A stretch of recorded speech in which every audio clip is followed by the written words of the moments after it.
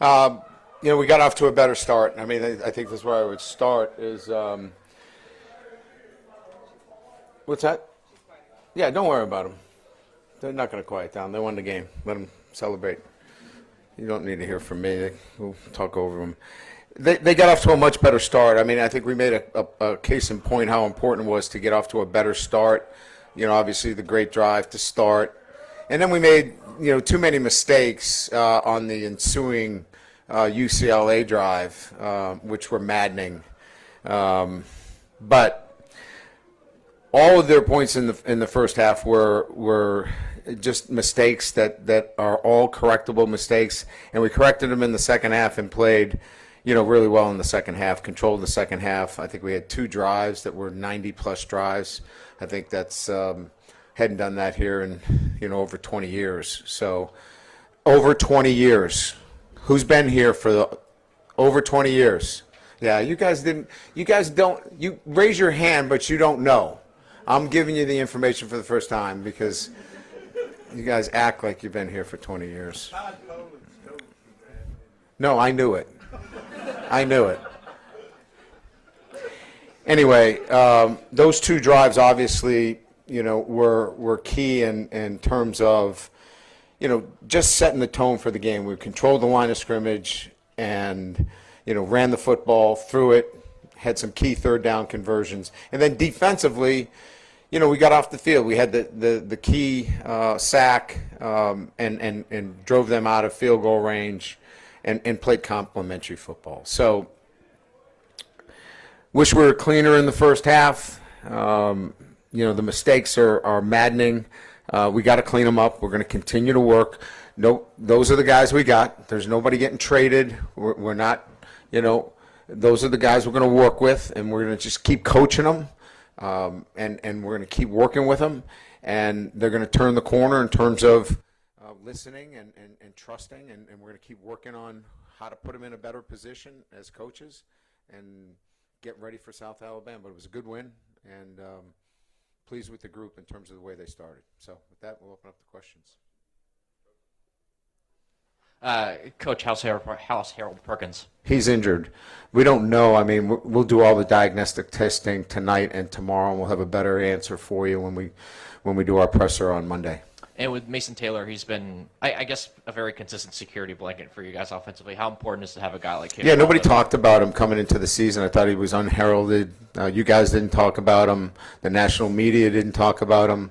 Now you guys start talking about him because he's the all-time leading receiver in LSU history. And now all of a sudden you want to talk about Mason Taylor. Where were you guys talking about him earlier in the season?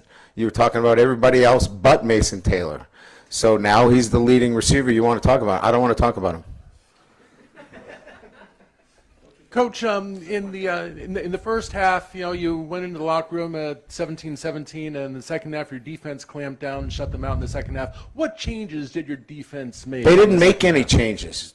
They executed the defenses that were called, and execution is attention to detail, doing your job. DYJ. Do your job. That's an acronym. DYJ. And they just, we need to do our job, and they did it in the second half. And if we just continue to do our job on defense in particular, now offensively we had some key drops, right? I mean, we got to catch the football, and we got to make, the timely calls offensively. We got to coach it. But doing our job on defense was the biggest difference from the first half to the second half. Coach, right here. You talk about Savion Jones and Braden Swinson. I know the front seven played well, throughout the game. But what do those guys give you, and how has Coach Peoples just really unlocked their pass rush moves? Well, I think that a lot of credit should go to Coach Peoples and his ability to teach the technique necessary for 2 different kinds of players. Swinson's 238, 240 pounds if he eats and takes all his supplements like he's supposed to each week, which sometimes doesn't happen. But we stay on him to make sure he does that. He'll be in here in a little bit, and he can comment on that, to ask him about him taking his supplements and making sure that he eats all the time. But my point being is that's a guy who's a lot lighter, and then you have a 275-pound defensive end. They are clearly different players.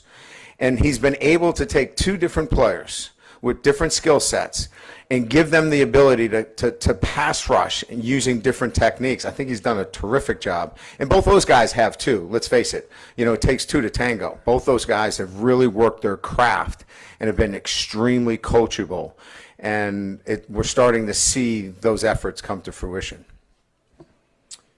Coach, apparently there were a number of fans who needed medical attention, and that side of the stadium is tough for those fans with the sun and everything. Do you have any thoughts on day games in September here in the South?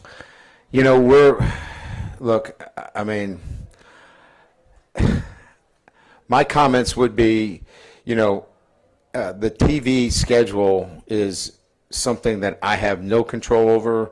I'm sure our administration gets a chance to weigh in. We would prefer, later games, but we're beholden to what the national audience is. That's the best I can do. I feel bad. I hope everybody is okay. I did see visually that there weren't many people in the stands over there because the sun is obviously pounding on them. I don't know what the plans are. I know Kelly's in is here. She probably can give you a little bit more information on the retractable roof that we're talking about. Maybe not. She can field questions about that later. No, I'm kidding. There's no retractable roof. But yours is a serious matter, and I get it. But I really don't have much say on that in terms of the games. Brian, you talked about the progress from one half to the second. Are you comfortable with the progress 4 games into this season that your team is making? Yeah, we've played 3 out of 4 teams that are Power 4, Power 4, Power 5, conferences, however you want to put it. I don't want to disrespect any of the conferences, but, it's been a process for us, in terms of, I think we found our stride in terms of what we want to do offensively. I think we saw that today. We did some really good things defensively. The difference is we're pressuring, we're getting turnovers, we're doing some really good things defensively, and then it's just maddening some of the silly mistakes that we're making on defense that just have to go away as we get, we're going to get a really good South Alabama team in there. Major Applewhite's originally from this area. He's going to have that football team raring to go. And, we saw how hard Nicholls State played. South Alabama has got a lot of talent. They got some young players that are really good. We got to be ready for that football team. And then we get into, the meat of the schedule. So, we've made some improvements, but we got a ways to go. So continuing to develop our football team so we do the little things the right way. There's enough talent out here to contend for an SEC championship. We got to clean up the little mistakes. You talked about finding something offensively. It seems like a lot of that's Garrett, especially on those 2 really long drives. Did he show you anything else, or was really just that the recipe for y'all offensively moving forward, kind of putting the ball in his hands? Well, it certainly is. The quarterback is this, the straw that stirs every drink in college football in terms of, anybody that you're talking about that is an outstanding football program, you're going to start talking about the quarterback first. You're not talking about him last. So Garrett Nussmeier is that guy for us. But he has a supporting cast. I think he has a really good offensive line. I think they keep him clean. I think they keep him protected. I think they allow him to do his job. He certainly has areas to grow. I think we've got to get better in the run game recognition. I think that our receivers are showing some signs. Chris was, a game time decision that we didn't, play him because we didn't see that he added enough to what we wanted to do. We thought that, we could get it from other areas. And so, there's another guy that we expect back maybe next week, full go, where we can get another vertical threat, those weapons. And then, again, you're seeing, the backs all running better, and Caden Durham obviously catching the ball out of the backfield and with his speed, breaking away and making a big play. So he's got the weapons necessary, but he is the guy that makes it happen, absolutely. Aaron Anderson got involved early in this game. Just your thoughts on his performance today. He's been consistent for us, a consistent ball catcher, a guy that's been one that I think has made steady improvement. He had a bad, lockup with his back on Wednesday where he couldn't practice at all. And really proud of the way he fought through it, practiced a little bit on Thursday, and then just did all the right things to get himself in the right mindset to play here on Saturday. So really proud of Aaron's development, both on and off the field, where he can come in and overcome, a back that kind of locked up on him and come up and make an impact on Saturday. Brian, if Harold isn't able to go next week or potentially even longer, how do you guys help the guys around him not allow that to be something that really factors into how they play? Obviously, with him being a big piece, a leader on that side of the ball, how do you not allow that to get them down? Yeah, we've got great leaders with Greg Penn. We hope he's okay, but, we've got Greg Penn. We've got, Whit Weeks. West will be back next week, which he's played really good football for us. So we can still stay in our Buffalo package. We can go back into our dime package. We're dropping Major down. So we've got a lot of options there. We hope he's okay. We hope he's back for us. But we'll be able to move into other packages that resemble what we've been doing. Yeah, you guys have improved your run game a lot since the beginning of the season. Can Well, you thank you. I think you're the only one that realizes that, other than the 800 million people that want us to run it better, but thank you. Can you just talk to me a little bit about what's changed for you guys in that aspect? I just think opportunity, and I think our backs are seeing it better. Part of the running game is the comfortability of those backs to really see holes and make some people miss. And again, that's not a veteran group, other than Josh. Those are young players that are, gradually coming into their own.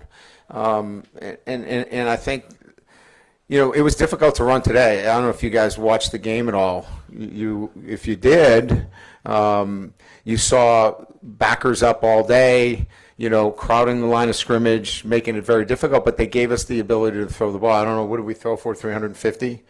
When you're throwing for 350, plus, it means the box is loaded and it's hard to run it. But we still found a way when it was time to run the ball, especially down by the goal line, we exerted our will, and that was what we did. And thanks again for the running question. We don't get many of those around here, which is crazy, but thank you.